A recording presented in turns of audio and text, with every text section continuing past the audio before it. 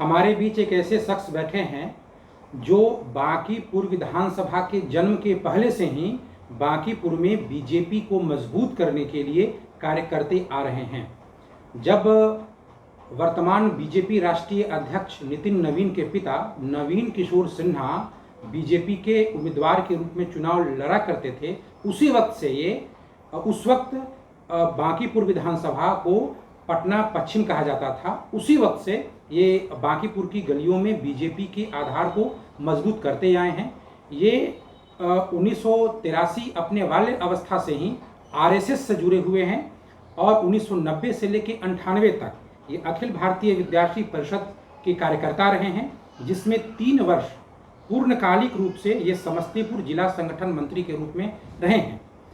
2008 में परिसीमन के बाद बांकीपुर विधानसभा का जन्म हुआ, यानी ये बांकीपुर बनने के पहले से ही बांकीपुर में बीजेपी का प्रचार कर रहे हैं। अपने पिता के निधन के बाद जब नितिन नवीन उम्मीदवार बने तो ये उन कार्यकर्ताओं में हैं जिनके कारण नितिन नवीन की राजनीति में एक आत्मविश्वास आया। ये उन कार्यकर्ताओं में हैं जिनसे घिरे रह करके नितिन नवीन अपने आप को उत्साहित महसूस करते थे और धीरे धीरे परिस्थितियां बदली हैं। आज वो दौर है जब नीरज कुमार सिन्हा, जिनका जन्म 1994 में हुआ है, वो बांकीपुर के उम्मीदवार के रूप में इस वक्त वो बिहारी मीडिया में छाए हुए हैं। तो हम जानना चाहते हैं कि बांकीपुर के जन्म के पहले से ही आप बीजेपी के कार्यकर्ता रहे, तो आपकी नज़रों में आज के समय में बिहार बीजेपी में कितना बदलाव हुआ? 1990 वैसी परिस्थिति थी जहां लालू जी का राज था, उनका खौफ था। उस समय के कार्यकर्ताओं के रूप में काम करते थे। उस समय थोड़ी असुरक्षित भी महसूस करते थे।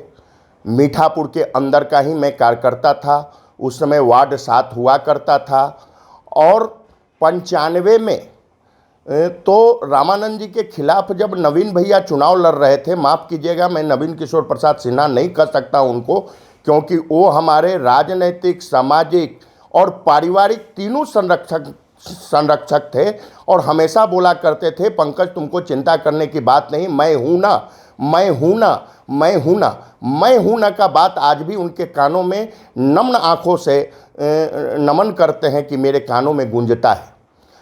रामानंद जी जिस समय चुनाव लड़ रहे थे उस समय 1, 2, 3 कार्यकर्ता ही वार्ड 7 में काम करते थे।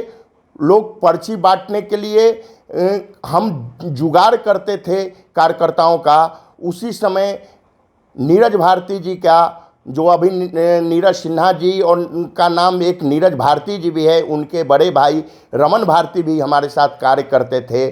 गोविंद केसरी जी कार्य करते थे। वो लोग मिलकर किसी तरह से हम लोग पर्ची बांटते थे और पर्ची बांटकर कार्यकर्ताओं को निकालने का प्रयास करते थे। वो विपरीत परिस्थिति थी। हमको याद है कि नवीन भैया जब दयानंद कन्या विद्यालय के पास आए थे 1995 के चुनाव में, तो उनके पीछे 50 की संख्या चल रही थी, लेकिन आंख का मिलन जब रामानंद यादव जी के साथ हुआ तो मात्र 4 कार्यकर्ता हम लोग बचे थे।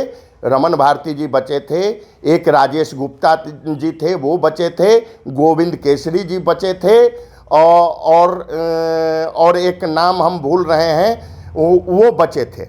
लेकिन दृढ़ता के साथ हमने वो चुनाव को लड़ा। हमारे घर पर उस समय फ़ोन आया करता था रामानंद जी के कुछ गुर्गों के द्वारा कि उसको कहिए कि राष्ट्रीय जनता दल से काम करे। उस समय भी मेरी उत्साह वही थी और आज जीवन के अंतिम चिता तक संघ आइडियोलॉजी को देखते हुए, विद्यार्थी परिषद के संस्कारों को देखते हुए अंतिम चिता तक मैं भारतीय जनता पार्टी जैसे संगठन का कार्यकर्ता बना रहूँगा और उनके कार्यों को राष्ट्र पुनर्निर्माण के लिए लगा रहूँगा, चाहे हमारी जान जाए या जान रहे। जो बीजेपी के वर्तमान उम्मीदवार हैं नीरज कुमार भारती, तो ये तो वैसे बीजेपी के कार्यकर्ता हैं जो आए संगठन में, तो आप लोगों ने ही इनका मार्गदर्शन किया और संगठन के तौर पे, राजनीति के तौर पे आप लोगों ने ही उनको राजनीति में उंगली पकड़ के आगे बढ़ाया। तो कैसा महसूस करते हैं कि आप लोगों के नज़रों के सामने उन्हें अचानक जब वो पर्ची बांट रहे थे तो उनके नाम की घोषणा हुई और बीजेपी के उम्मीदवार के रूप में वो चर्चित हुए। नीरज कुमार सिन्हा उर्फ नीरज भारती जी बाल्यावस्था से भारतीय जनता पार्टी में लगे हुए हैं। कोई कुछ भी बोल ले।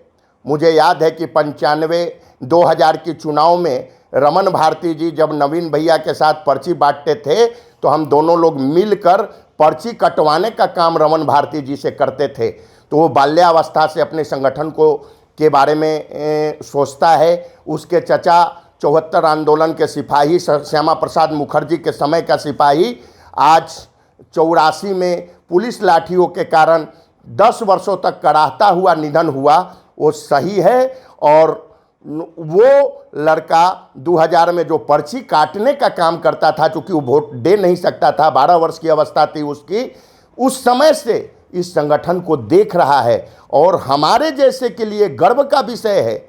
और ये भाजपा की खूबसूरती है कि नीरज सिन्हा जैसे नौजवान को टिकट देकर, और मीठापुर में खासकर मैं जहां कार्य किया हूं, वो वर्तमान का वार्ड 19, उस समय का वार्ड 7, वैसे जगह से निकलकर एक किराया के मकान पर रहने वाला, जिसका बड़ा भाई हमारे भगनी को पढ़ाता था रमन भारती, और वह लड़का को आज भाजपा बांकीपुर का टिकट दिया है। ये हमारे लिए खासकर गर्व का विषय है, क्योंकि उस लड़के को बचपन से देखे हैं जो किराया के मकान में रहता था।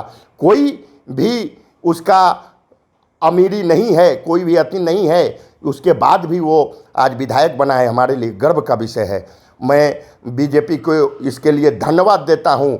उसकी खूबसूरती पर दुनिया के लिए चौंकाने वाला होगा, लेकिन हमारा छोटा भाई आज विधायक बनेगा, ये हमारे लिए गर्व का विषय है। बीजेपी की टक्कर किससे है? बीजेपी की टक्कर न प्रशांत किशोर से है, न राष्ट्रीय जनता दल से है। जिस प्रकार राष्ट्रीय जनता दल पीछे था रनर, वह रनर रहेगा, लेकिन जमानत के करीब रहेगा। प्रशांत किशोर तो जमानत के करीब भी नहीं पहुंच पाएंगे, क्योंकि प्रशांत किशोर बाहरी हैं। बांकीपुर में वो चुनाव लड़ रहे हैं और कार्यालय किसी दूसरे विधानसभा में खोल रहे हैं। वैसे व्यक्ति क्या कर सकता है? वो सनातन विरोधी भी हैं। एक महिला उनको तिलक करता है तो वो तिलक पोंछ देते हैं। एक महिला उनको प्रसाद देता है, वो प्रसाद को पॉकेट के माध्यम से नीचे गिरा देते हैं। वो वीडियो मेरे पास है। प्रशांत किशोर जी, अगर मैं झूठ बोल रहा हूं तो आप मुझ पर मुकदमा कीजिएगा। वह प्रसाद लातों से धंगाता है। वैसे सनातन विरोधी बिहार के अंदर क्या अपना व्यवहार रखेंगे?